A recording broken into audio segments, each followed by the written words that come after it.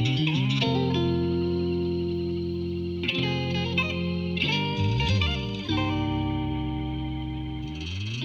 dans le Pédago Flash. Alors aujourd'hui je suis avec Vincent Rigaud qui donne notamment des cours à IMTBS. Bonjour Vincent.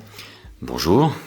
Alors Vincent, juste pour te présenter rapidement, tu es un ancien comédien finalement et alors pour les personnes qui ont écouté l'épisode du Pédago Flash avec Sophie, on a parlé également de toi parce que finalement elle partageait un cours avec toi.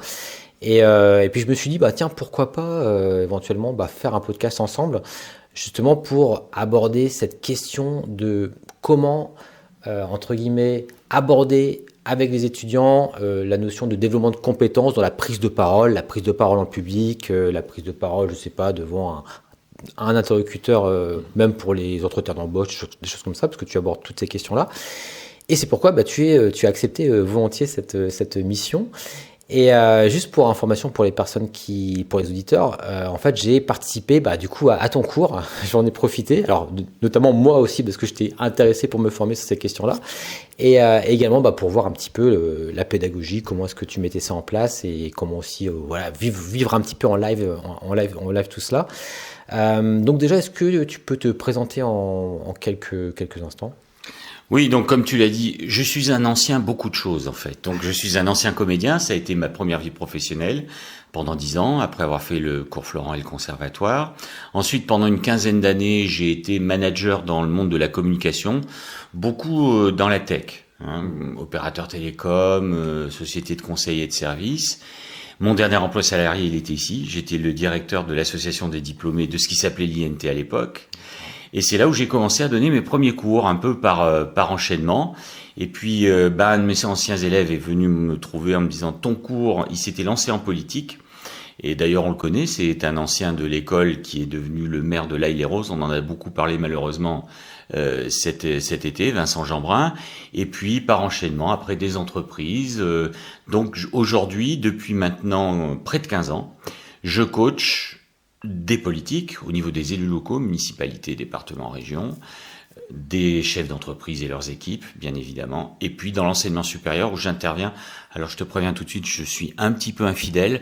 J'interviens sur nos deux écoles sur ce campus et sur une dizaine de campus un petit peu partout en France, écoles de commerce, d'ingénieurs et universités. Okay. Et voilà pour moi. Ok, super, merci en tout cas pour. Mais toi, j'en ai appris, je connaissais pas tout ton cursus non plus. Et justement, pour vraiment rentrer dans le vif du sujet, alors moi je l'ai vécu, on va pouvoir échanger justement, quelle est ta méthode, comment est-ce que tu construis ce cours? Alors moi je sais que c'était le cours plutôt introductif auquel j'ai assisté. Est-ce que c'est quelque chose que tu as figé entre guillemets ou qui évolue tous les ans? Et quelles sont les méthodes clés entre guillemets que tu vas mettre en place pour ce cours? Alors c'est une bonne question parce qu'en fait il y a un peu des deux. Il y a quelques principes de base auxquels je suis fidèle depuis plus de 15 ans, mais ça évolue tout le temps. En fait, je fais jamais 2 fois le même cours. J'avoue que je m'ennuie très vite. Et puis, je demande toujours à la fin de tous mes cours à mes étudiants, ou en tout cas des cycles que je leur donne, leur feedback. Et donc, j'amène sans arrêt des petites modifications qui souvent me sont suggérées par les étudiants parce que ce sont quand même eux les mieux placés pour savoir ce qui leur convient le mieux pour apprendre. On parle bien pour apprendre. Alors, les principes de base, il y en a 2 essentiellement. La première, c'est d'utiliser la méthode inductive, c'est-à-dire je fais d'abord la pratique, c'est-à-dire je te demande de prendre la parole devant tout le monde sans rien t'expliquer. Et principe numéro 2, je te filme à la vidéo. Alors aujourd'hui, on a des outils merveilleux qui permettent de faire ça facilement. Et donc ensuite, qu'est-ce qui va se passer ? Je vais te donner tous les éléments de théorie à connaître sur l'expression verbale, non verbale, toutes les techniques de communication que j'ai apprises dans mon expérience de comédien ou en entreprise. Et puis ensuite et seulement après, on va décrypter ensemble la vidéo de ta prestation où tu auras la grille de lecture et où tu pourras voir ce que tu as fait sans rien savoir. Et tu vas te rendre compte que tu fais bien plus de bonnes choses que tu ne le penses et bien moins de mauvaises choses que tu ne le penses. Ça se voir à la vidéo, c'est l'horreur, hein. Donc il y a quelqu'un pour te guider. Et puis quand on a le temps, et c'est pas toujours le cas, on fait un deuxième passage. Et là, les gens sont étonnés par les progrès qu'ils peuvent faire parce qu'ils ont repéré sur la vidéo ce qu'il ne faisait pas bien. Et donc sur la deuxième, ça va aller tout de suite beaucoup mieux. Et les progressions peuvent être très impressionnantes. Et c'est vrai que moi, ayant donc vécu ton cours, moi j'ai entre guillemets l'habitude de faire quelques présentations orales, mais j'ai des tas de choses à améliorer. Et justement, je me suis rendu compte de choses d'ailleurs que tu m'as mis en avant et que je vais corriger, que je commence à corriger. Et on se rend pas compte à quel point, même à tous les âges de la vie, j'ai envie de dire, c'est quelque chose de super intéressant à vivre. Et effectivement, j'ai trouvé déjà notamment super intéressant là tu en as parlé, hein, le fait de filmer. Et moi, je me disais, mais mince, est-ce qu'ils vont tous être d'accord en fait d'être filmés? Parce que tu sais, aujourd'hui, il y a quand même beaucoup de, on va dire, les personnes veulent préserver beaucoup leur image, ils ont peur que ce soit diffusé, mais tu as bien précisé de toute façon que ce serait effacé tout de suite après, etc. Donc il n'y a eu aucun. Et d'ailleurs, c'était jamais arrivé, hein, je t'avais posé la question. Jamais personne n'a refusé. Donc, et puis c'est essentiel à ton cours. Et c'est vrai que juste pour expliquer un peu cette méthode, entre guillemets, cette petite méthode que tu as mis en place, c'est que tu demandes à chacun de symboliser en fait qui il est via un petit logo qu'on crée. Moi, je crois que j'avais créé un lien, je crois que c'était simplement. J'étais parti là-dessus. Et d'expliquer même des choses assez personnelles. Ça peut être personnel, ça peut être lié à une passion, peu importe. Il n'y a pas vraiment c'est pas vraiment il n'y a pas de cahier des charges trop précis, on va dire. Tu laisses les personnes un petit peu libres. Et certains vont aller dans des choses assez intimes, je trouve. J'étais assez surpris de ça, en fait, dans leur présentation. D'autres vont être plutôt très pragmatiques. Moi, j'ai fait ça, j'ai fait du sport, ça va être. Et c'est assez rigolo. Et effectivement, comme tu l'as dit, on va passer chacun notre tour. Et puis, sans du tout avoir le contenu théorique que tu donnes après. Et c'est intéressant après d'analyser effectivement comment on a fait la chose sans le contenu. Une fois qu'on a le contenu théorique, on se dit, ah oui, mon regard, il n'est pas comme comme on le voit dans la bonne pratique. Ma position, mes pieds par rapport, je sais pas, au reste du corps. C'est vrai que c'est quelque chose qui moi, j'ai trouvé très efficace. Et en tout cas, donc la vidéo, c'est vraiment un outil que tu utilises beaucoup. Alors oui, et puis c'est l'exercice que tu mentionnes, qui est un peu un exercice qui sert à la fois de brise-glace, d'accord, où chaque étudiant va se représenter au tableau sous la forme d'un logo, d'un dessin, de symboles. Mais ce que je leur demande, c'est de ne pas parler d'eux sous l'aspect CV en alignant les faits, les dates dans l'ordre chronologique, parce que c'est tout à fait inintéressant. C'est de parler d'eux en tant que personne. Et c'est aussi un exercice qui leur sera utile quand ils vont passer un entretien d'embauche. Vous passez un entretien d'embauche, on a déjà lu votre CV. Donc quand le recruteur vous demande « parlez-moi de vous », il ne s'agit pas de redire ce qu'il a déjà lu, puisque vous êtes dans son bureau. Il s'agit de l'illustrer. Et qu'est-ce qui va faire la différence entre les personnes qui sont dans la shortlist, comme on dit en bon français, qui vont passer ces entretiens, c'est le comportement, la communication et la personnalité. Et donc, si vous ne savez pas extérioriser quelles sont vos valeurs, ce qui compte pour vous, d'où vous venez, où est-ce que vous voulez aller, finalement, vous ne donnez peu de relief à votre personnalité, alors que c'est ça qui compte à ce moment-là. Ouais, donc l'exercice est double. Effectivement, qu'il faut marquer, entre guillemets, son auditoire aussi. Ne pas partir sur quelque chose de chronologique quand on se présente. Et d'ailleurs, c'est marrant, j'avais fait un cours, moi, je donnais des cours aussi c'était plutôt, on va dire, de l'orientation professionnelle pour des personnes qui souhaitaient ensuite passer des entretiens d'embauche, etc. Je les conseillais sur comment développer leur identité numérique, mais également l'aspect entretien d'embauche. Et moi, je partais sur une technique des 3 piliers. Je ne sais pas si tu as entendu parler de cette technique-là. En fait, où tu vas trouver 3 axes sur lesquels tu excelles, ou en tout cas tu as de l'expérience, et pour chaque pilier un exemple. Et c'est marrant, on parlait justement parce que tu fais souvent référence au rythme ternaire, voilà. Le rythme ternaire. Le rythme ternaire, ouais. Et c'est souvent effectivement une astuce sur le rythme ternaire là. Et ça marchait très bien. Et j'avais eu des très bons retours d'ailleurs d'étudiants qui même passé des entretiens d'embauche et qui me disaient, en fait, ça a bien fonctionné. Je me suis présenté comme ça et tout de suite, ça marque finalement son interlocuteur. Et j'avais comme ça, même moi quand je recherchais du travail, j'avais comme ça exactement, je savais sur quelles compétences j'allais m'axer et les exemples précis que j'allais donner en fonction de ce que je voulais. Donc en tout cas, ça c'est quelque chose qui m'a vraiment intéressé dans ton cours. Et il y a aussi ce côté, je trouve, assez par rapport aux techno, parce que on parle beaucoup de numérique dans la pédagogie, donc on a parlé de la vidéo, mais par contre, au niveau de toi, ce que tu utilises, c'est très minimaliste. Tu arrives, en tout cas pour le premier cours, tu étais avec ton téléphone portable, tu projettes directement avec le téléphone, et finalement, quelque part, tu as l'inverse de certains enseignants, et c'est pas une critique, ça dépend aussi peut-être de la matière, qui vont plutôt être sur un support et qui vont, on va dire, donner leur contenu en se basant sur leur diaporama, par exemple. On en a parlé un petit peu du diaporama. Alors que toi, on voit vraiment qu'il est en retrait, enfin, cet aspect-là. Et toi, tu te mets en avant, voilà, avec tes compétences aussi en communication. Mais est-ce que tu peux nous en dire un peu plus par rapport à ça? Oui, c'est délibéré parce que c'est l'application du principe que je recommande aux gens que je forme. Dans toute présentation, quel que soit le support d'ailleurs, ce qui compte, ce n'est pas le support, c'est la qualité de l'animation, de l'oratrice ou de l'orateur. Et le support n'est qu'un accessoire. Parce que si c'est le support qui doit tout faire, c'est-à-dire si tout est écrit dessus, il suffit de l'envoyer par Internet, ou de le mettre dans une base de données, et on n'a pas besoin de vous pour le lire. Il faut que l'oratrice, pour que la présentation, le cours, la conférence soit mémorable et percutant, il faut que l'orateur ou l'oratrice amène une valeur ajoutée que la personne formée ne pourrait pas avoir en lisant un document. D'accord ? Donc ça, c'est le piège, malheureusement, dans lequel tombent pas mal de personnes. Non, faut pas passer des heures à faire un diaporama et quelques minutes à s'entraîner, il faut faire exactement le contraire. C'est ça qui compte. Et même mieux, parler sans diaporama, sans notes et sans rien. Parce qu'on le sait bien, on fait tous appel à notre expérience, les gens qui sont comme ça. Donc j'insiste en fait sur 3 choses dans les formations que je donne, que ce soit sur le diaporama ou autre. Oui, le téléphone portable minimaliste, avec des diaporamas avec peu de mots, c'est volontaire. Déjà, c'est pour obliger les gens à prendre des notes. Parce que c'est la seule façon d'assimiler correctement un contenu.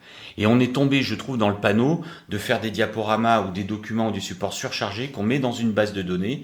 Donc les gens vont écouter plus ou moins. Il faut polariser l'attention d'étudiants qui sont de plus en plus distraits par les écrans. Et en même temps, on leur envoie quelque chose où ils se disent « mais je pourrais le lire tout seul ». Donc nous, il faut qu'on amène autre chose. Donc il y a un choix délibéré de mettre peu de choses sur le contenu et en disant notez, notez, notez. Donc ça, c'est la première chose. C'est vraiment le minimalisme sur le support. Juste d'ailleurs par rapport à ça, parce que j'ai pas souvent l'occasion d'être dans une salle, là pour le coup j'étais carrément dans le groupe des étudiants, j'étais comme si j'étais étudiant, et je regardais autour de moi et j'étais assez surpris de voir qu'il y avait quand même beaucoup d'étudiants encore d'ailleurs qui utilisent quand même du papier, crayon, ce qui est pas mon cas d'ailleurs, peut-être que c'est d'ailleurs quelque chose que je dois améliorer, mais c'est vrai que c'est quand même resté, mine de rien, on aurait pu penser, tu vois, il y a 10-15 ans que ça allait complètement être balayé. Et j'ai l'impression qu'il y a, je sais pas si c'est un retour, mais qu'est-ce que tu en penses? Est-ce que c'est quelque chose d'assez général? Écoute, depuis que je donne ces cours-là, depuis une quinzaine d'années, donc quand je donnais, il n'y avait pas de tablette, il n'y avait pas de choses comme ça. Ça a toujours été comme ça. Et maintenant, c'est mixte. C'est mixte. Et c'est valable dans les écoles d'ingénieurs ou de commerce, quel que soit le public. Il y en a qui préfèrent noter sur papier, et il y en a d'autres qui préfèrent utiliser la technologie. Alors là, vraiment, j'ai pas de préférence. Moi, ce qui compte pour moi, c'est qu'ils notent, donc qu'ils s'approprient ce que je suis en train de leur transmettre et de leur expliquer. Donc la première chose que je leur explique, voilà, ce qui fait une bonne présentation, c'est la congruence de l'orateur. D'accord ? La congruence, c'est-à-dire ce que l'on dit, la façon dont on lit, ce que l'on représente aux yeux des gens, est en harmonie. La congruence, c'est la cohérence et l'harmonie, est en cohérence et en harmonie avec le contexte et les attentes de votre public. Ça, c'est la première chose. La deuxième chose, c'est il faut créer de la saillance. C'est-à-dire, on le sait très bien, les gens, s'ils ne regardent pas leurs notes, oublient la plupart des choses que vous avez dites. Mais vous devez vous focaliser, s'ils ne doivent retenir spontanément qu'une seule chose, qu'est-ce que ça doit être ? Et donc, vous allez construire tout votre discours, tout votre cours, toute votre conférence pour converger vers ce point-là. Sachant que le reste, ils pourront le relire après en consultant leurs notes.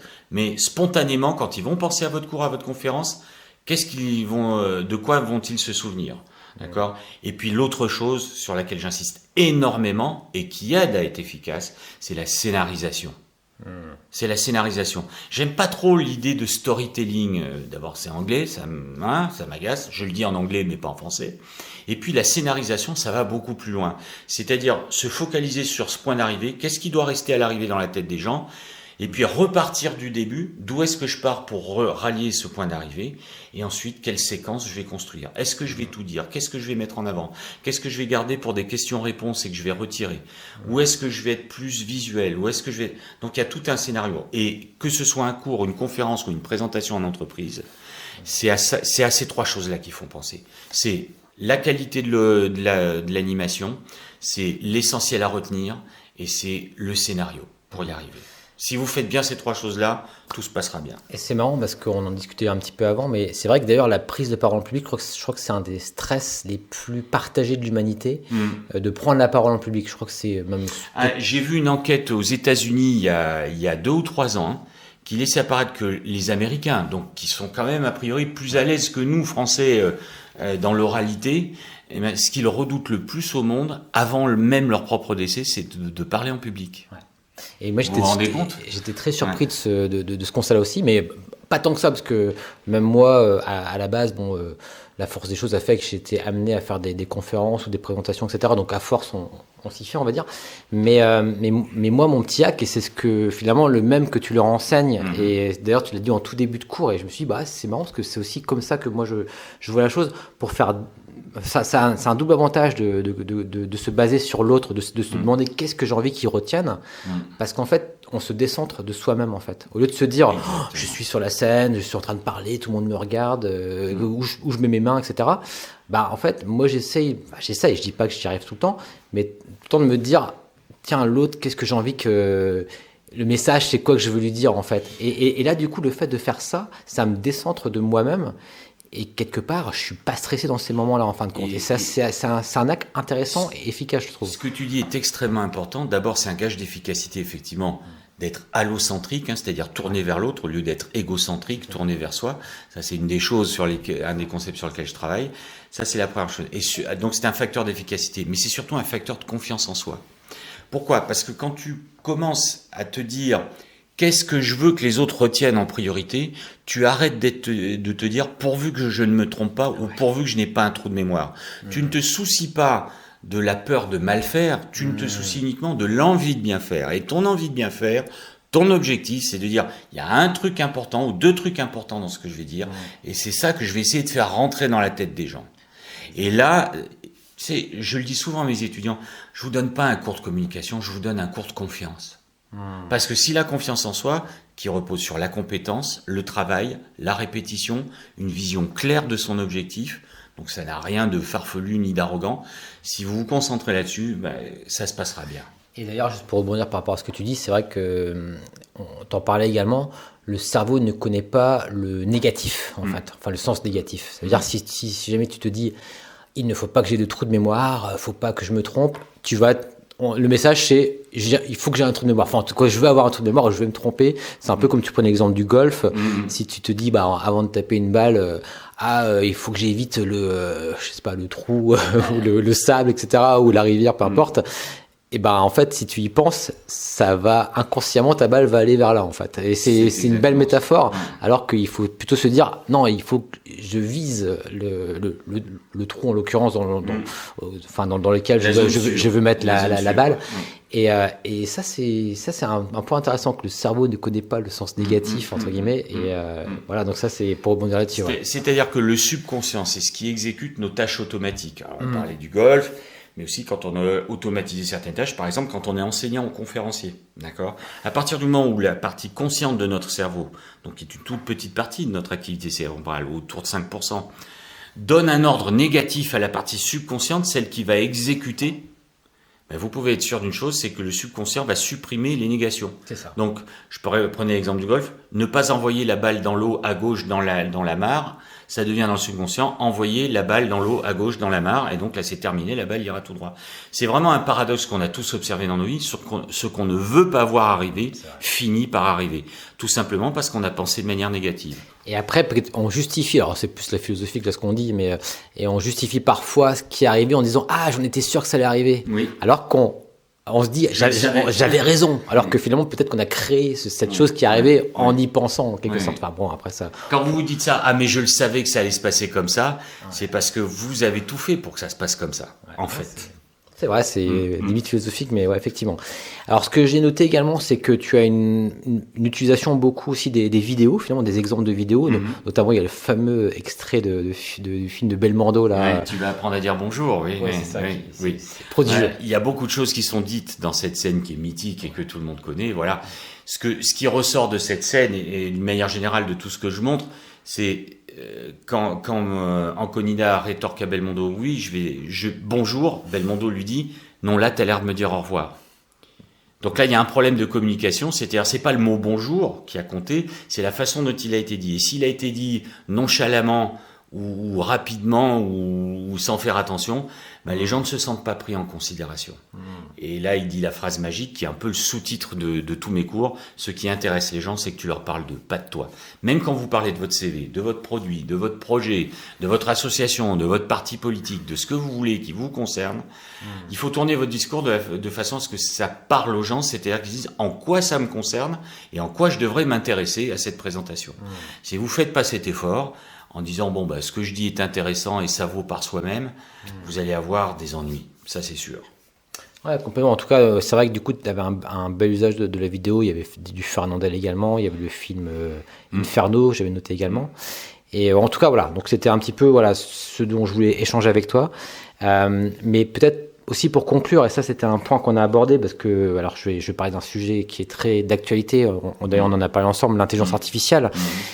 C'est vrai que ce que tu enseignes, et ça peut faire partie de cette grande catégorie qu'on appelle les soft skills finalement.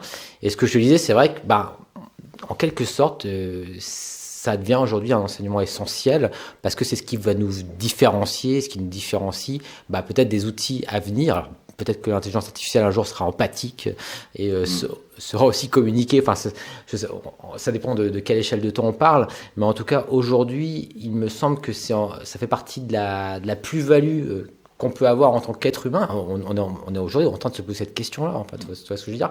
Est-ce que c'est quelque chose aussi, c'est un message que tu leur portes aussi, ou c'est des choses qui t'interpellent? Oui, je le porte de plus en plus et j'insiste de plus en plus là-dessus.